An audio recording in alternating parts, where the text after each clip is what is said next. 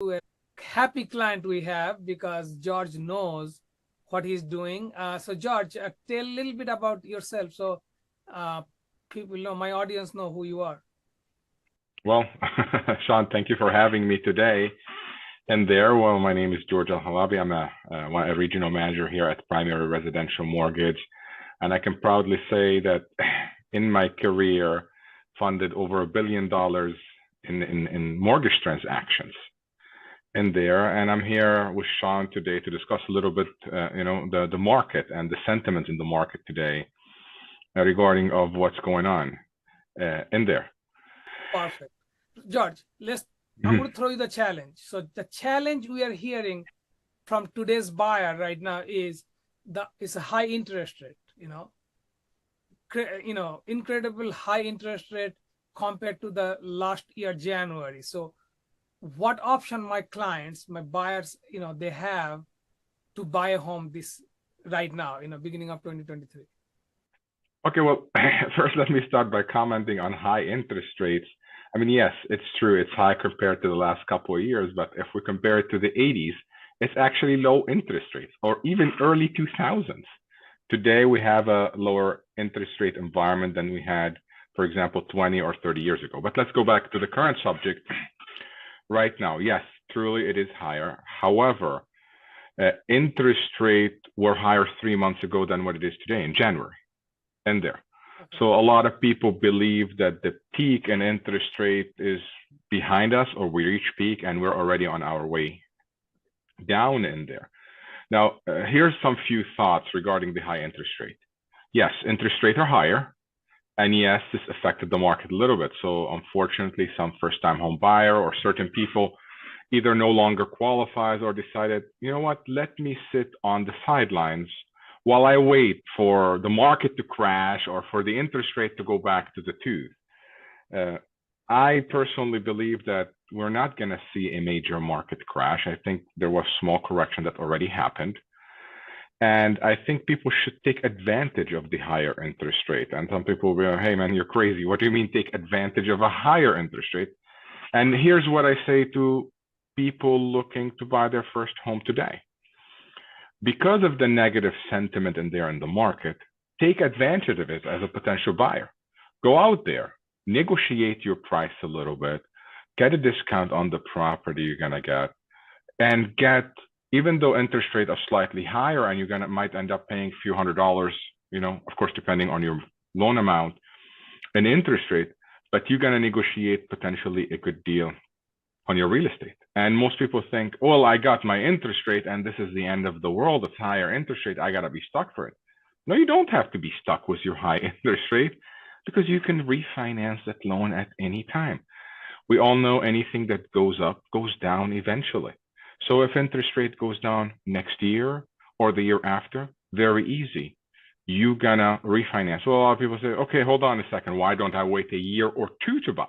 I'll tell you why. Because when interest rates go down, one of the things that we've been seeing in the past 3 years, we're in 2023 already, is that shortage of inventory.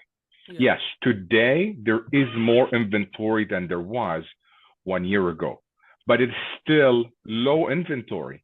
And there are, low availability of homes. That's the bottom line. There are a million reasons behind it. We can spend an hour discussing it. We'll probably do another video about that. But bottom line, even when in today's market, when there are less transaction and interest rates are higher, there are still low inventories in the market. So what's going to happen a year down the road or 2 years down the road when these interest rates are going to go down? My opinion is we're going to see that same, what I call madness we had in 2021, where up and down, where you're not going to be finding a house, or if when you find a house, you're going to bid 50, 60, 70,000 dollars above purchase price to even get a chance. So I tell people, look, yes, you are paying maybe 2% higher on interest rate or 3% higher on interest rate, but at least you're getting the house at a discount because we still have low inventories, and eventually you're going to buy. So you might as well take advantage, negotiate a price, get it, and when interest rates go down, simply refinance your loan. in there. So that's on that subject. Now, there's another thing that most people don't know about. It's called the interest rate buy down. A lot of us heard about this, okay? But most people don't know what this means. So I'm going to take 2 minutes here explaining about a... Yeah, let me ask you that question. Like, you know, we heard about it. So what is buy down? Okay. So there's two programs. I mean, actually, there are multiple programs. Let me stand corrected regarding the buy down. So I'm going to discuss the most popular two, you know. Yeah. The first one is an old school. Hey, Mr. Borrower, your interest rate today is 7. George, how much is it going to cost me to buy it down to 6.5, let's say? That you might be a couple points, and a point is 1%. Each 1 point equal 1% of your loan amount. So let's say your loan amount is 100,000, meaning you pay 1% upfront to lower your interest rate. Now, this varies from borrower to borrower, from program to program, dramatically. There is no one formula fit all in there. But a lot of people will end up paying a point or two to lower that interest rate a little bit. That's option one. Another option that we have, and it's getting popularity again, it's an older program, it's called the temporary buy down. And the temporary buy down, there's multiple, you know, but the most popular one in the temporary buy down is what we call the 2-1 buy down. This works for any person buying their property as a primary residence, not investment property. It's only for primary residence. And it's the 2-1 buy down. Pretty much, let's assume you are a borrower, Sean, or you have a client, say, George, I'll buy a house today. Mr. Borrower, your interest rate, let's say hypothetically, is 6.5% today. Okay, that's too high for me. I don't want to pay $300, $400, $500 extra per month. I'd rather wait. Hold on a second. We all know that interest rates are going to go down. In the meantime, to get you into this house, let's get you that temporary buy down. And the 2-1 buy down works as follows.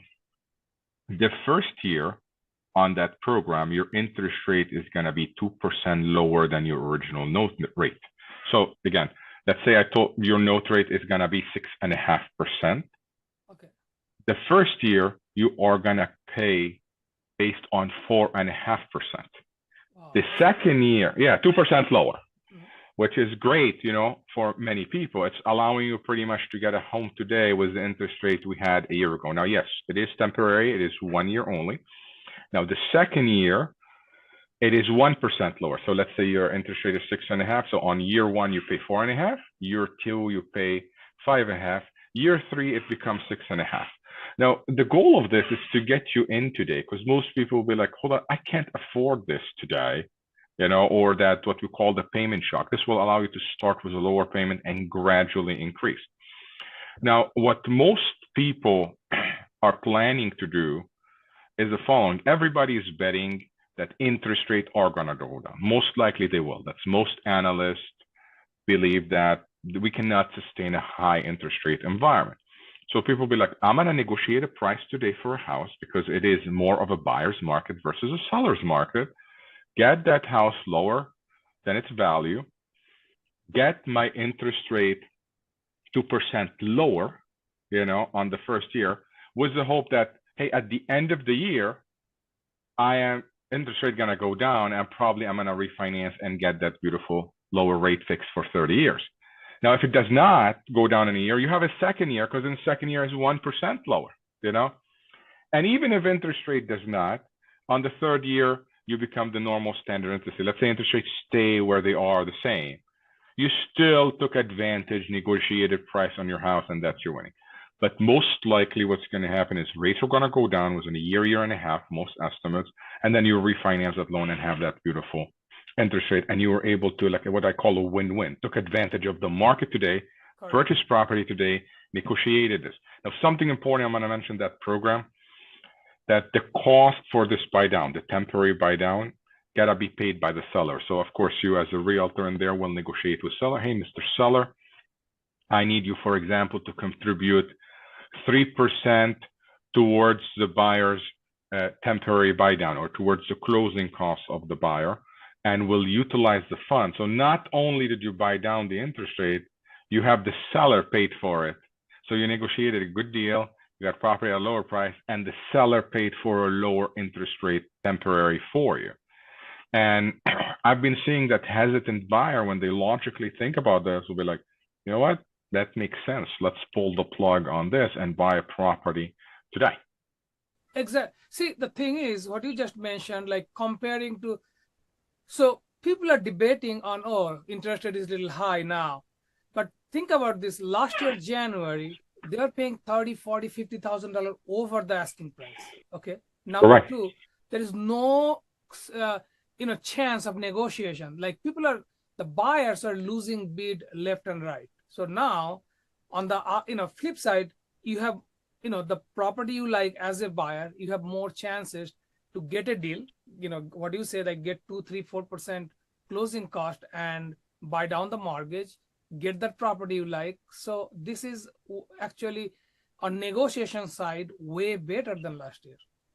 Absolutely. I agree with you, because I mean, the way I look at it, a year ago, with the market the way it was, not only you paid above price, but you got the property in as is condition, you know? Exactly, that's another thing. That's another part. Like, you might get lucky and get a good property that doesn't require Correct. repairs, but some other people need to spend 10, 15, $20,000, maybe more, repairing that property on top of the 20 or 30,000 they paid above appraisal value. And this is if you are lucky enough to get a property. You know? And seller never heard, like last 3 years, about adjusting the price to low. Now sellers are lowering the price, they're giving closing cost back.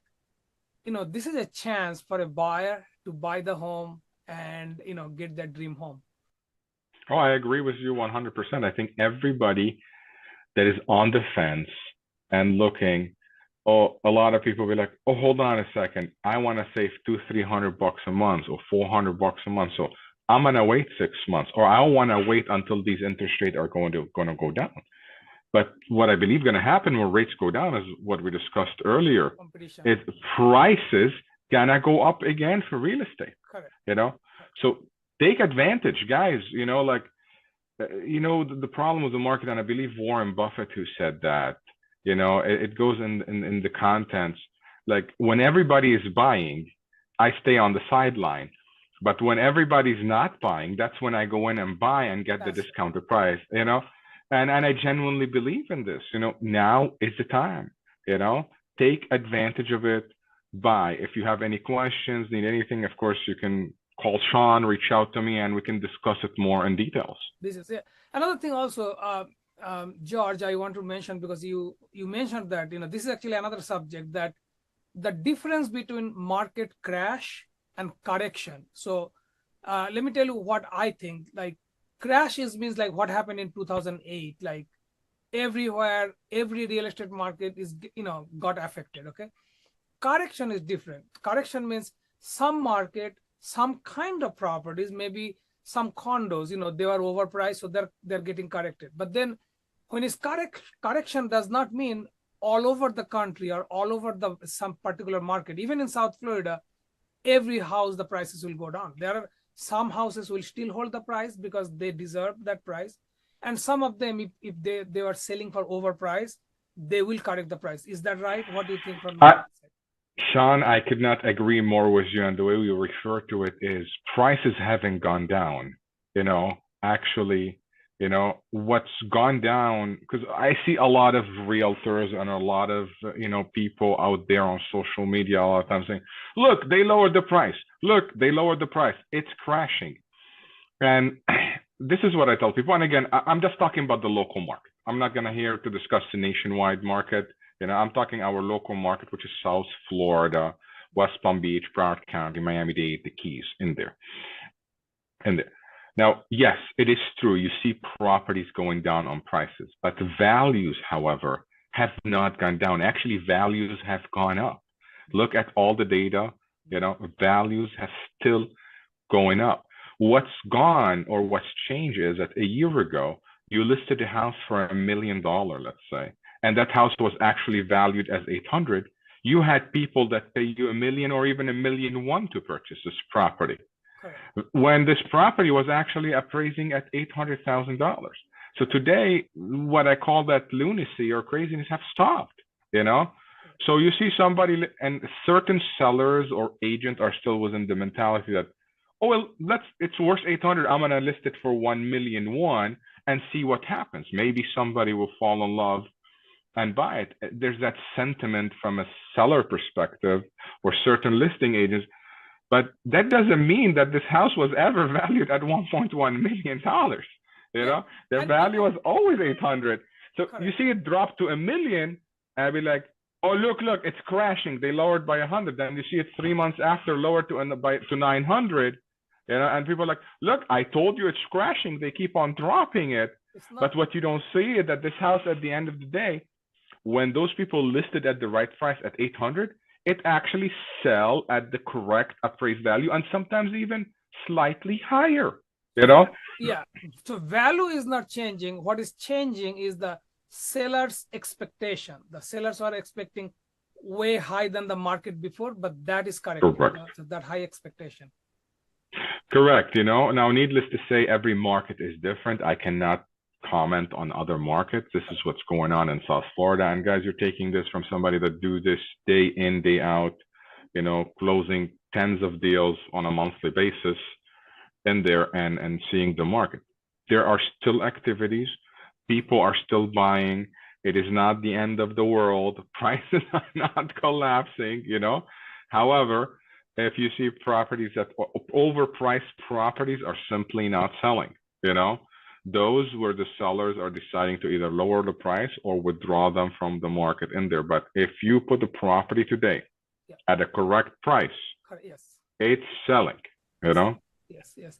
Also, if it's priced right per condition, because I see that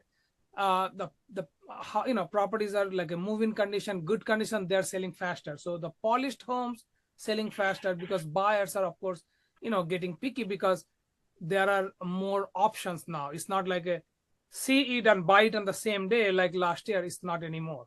This is healthy, normal market. I agree with you. We're back to what I call normal market conditions. Correct. You know, some people are calling crash. No, we're calling this market condition. If you have property in bad shape and you're trying to sell it for top dollar, that's not going to happen today, you know?